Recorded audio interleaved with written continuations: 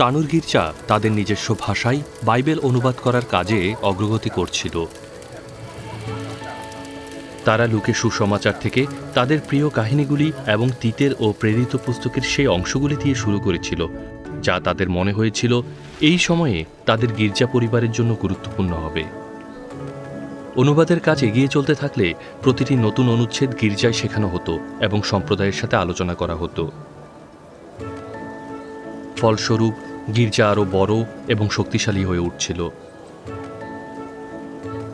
অনুবাদটি ভালোভাবে এগিয়ে চলছিল, কিন্তু প্রকল্পটির বিরুদ্ধে বিরোধিতা দেখা দিয়েছিল।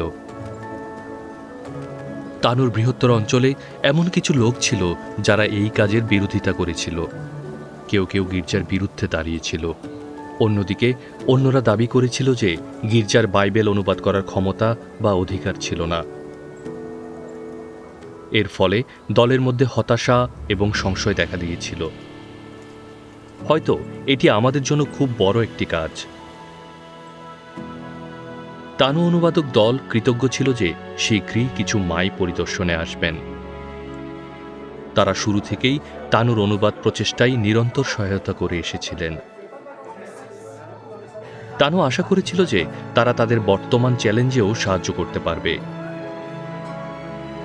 যখন মাই তানুতে পৌঁছালো, মনে হলো সময় যেন থমকেই ছিল। তারা একসাথে খাবার খেয়েছিল এবং একে অপরের সঙ্গ উপভোগ করেছিল। পরের দিন তারা তানুর অগ্রগতি এবং যেসব চ্যালেঞ্জের সম্মুখীন তারা হচ্ছিল সেই বিষয়ে আলোচনা করল। মায়েরা যখন তাদের শেষ সফরের পর থেকে যা কিছু ঘটেছিল সব শুনলেন, তখন তারা তানুর জন্য প্রার্থনা করতে থাকলেন এবং তারপরে এই বাণী শোনালেন। আপনারা যে বিরোধিতার সম্মুখীন হচ্ছেন এবং এর ফলে যে সংশয় অনুভব করছেন তা শুনে আমরা দুঃখিত। কেউ কেউ আমাদের কাজের বিরোধিতা করেছে এবং আমরাও মাঝে মাঝে হতাশ হয়েছি, ঠিক যেমনটি আপনারা এখন অনুভব করছেন। আপনারা কি জানেন যে যিশু তার শিষ্যদের বিরোধিতা ও নির্যাতনের বিষয়ে সতর্ক করেছিলেন?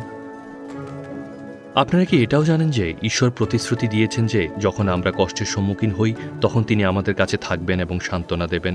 আমরা জানি এটি কঠিন এবং প্রকল্পটি দীর্ঘমেয়াদী, কিন্তু আপনি আজ আমাদের যে ভালো সংবাদ দিয়েছেন তা ভুলবেন না। আপনাদের অনুবাদ এগিয়ে চলছে, আপনার বিশ্বাস বৃদ্ধি পাচ্ছে, গির্জা শক্তিশালী হয়ে উঠছে এবং তানু এবং এমনকি তার বাহিরেও নতুন শিষ্য তৈরি হচ্ছে।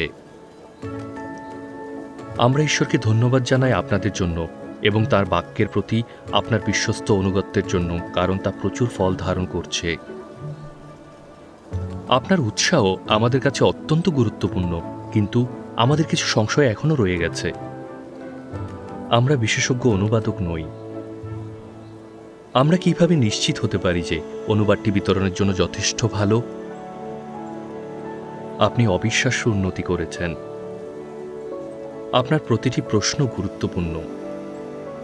অনুবাদের কাজকে এখানে তানুর চা চাষিদের কাজের মতো ভাবলে আপনার জন্য সহায়ক হতে পারে।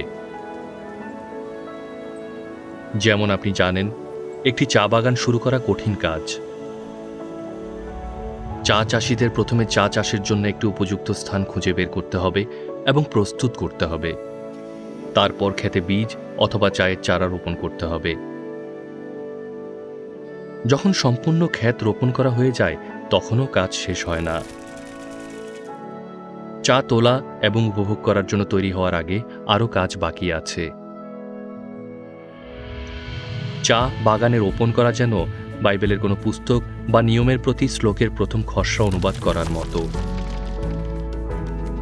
সমস্ত শব্দ, শ্লোক বা অধ্যায়গুলো অনুবাদ করা একটি বিশাল কৃতিত্ব, কিন্তু আমরা যদি আত্মবিশ্বাসের সাথে এই অনুবাদটি বিতরণ করতে চাই তবে কাজটি এখনও চলছে। চা চাষিকে হয়তো আর কখনো চা রোপণ করতে হবে না, তবে এখনো অনেক কাজ করার বাকি আছে। গাছগুলির যত্ন নিতে হবে, জল দিতে হবে এবং ছাঁটাই করতে হবে। আগাছা এবং পোকামাকড় অপসারণ করতে হবে। এটি সেই কাজের মতো যা আপনি অনুবাদ পরীক্ষা করার সময় করেন। স্থানীয় গির্জা, প্রবীণ লোক এবং সম্প্রদায় আপনাকে সেই জায়গাগুলি দেখাতে সাহায্য করবে যেখানে অনুবাদটি উন্নত করা যেতে পারে।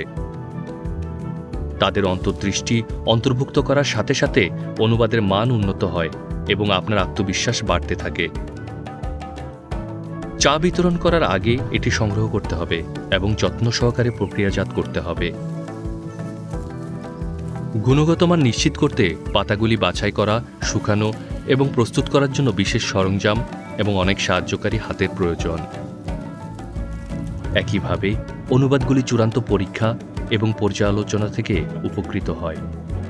অন্যান্য গির্জা, সংস্থা এবং বিশেষজ্ঞরা এমন সহায়ক সরঞ্জাম, সম্পদ এবং প্রশিক্ষণ শেয়ার করেছেন যা অধিক নির্ভুলতা ও স্পষ্টতার সাথে অনুবাদ করার আমাদের ক্ষমতাকে বৃদ্ধি করে। এই সম্পদগুলি বিনামূল্যে উপলব্ধ এবং আমরা এগুলি আরও বেশি আপনাদের সাথে ভাগ করে নিতে উৎসুক।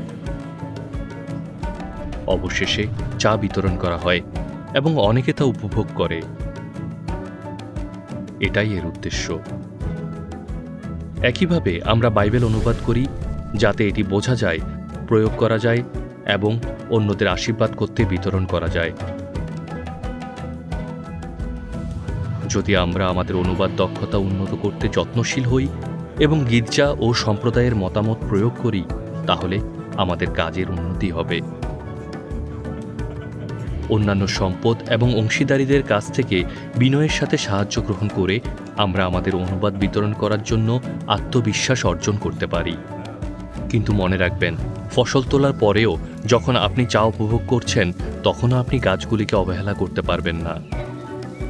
চায়ের গুণমান বজায় রাখার জন্য বছরের পর বছর জল, ছায়া, সূর্যালোক, কীটপতঙ্গ এবং আগাছা নিয়ন্ত্রণের মাধ্যমে এর পরিচর্যা করতে হবে।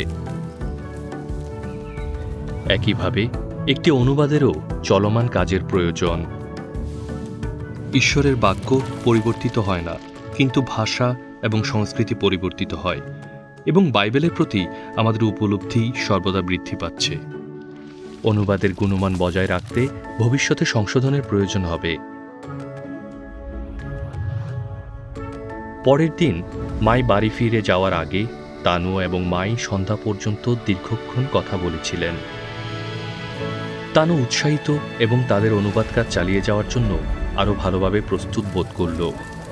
এই পদ্ধতিগুলো অনুসরণ করে আমরা তানুর মতো আমাদের অনুবাদ অন্যদের সাথে শেয়ার করতে আত্মবিশ্বাসী হতে পারি।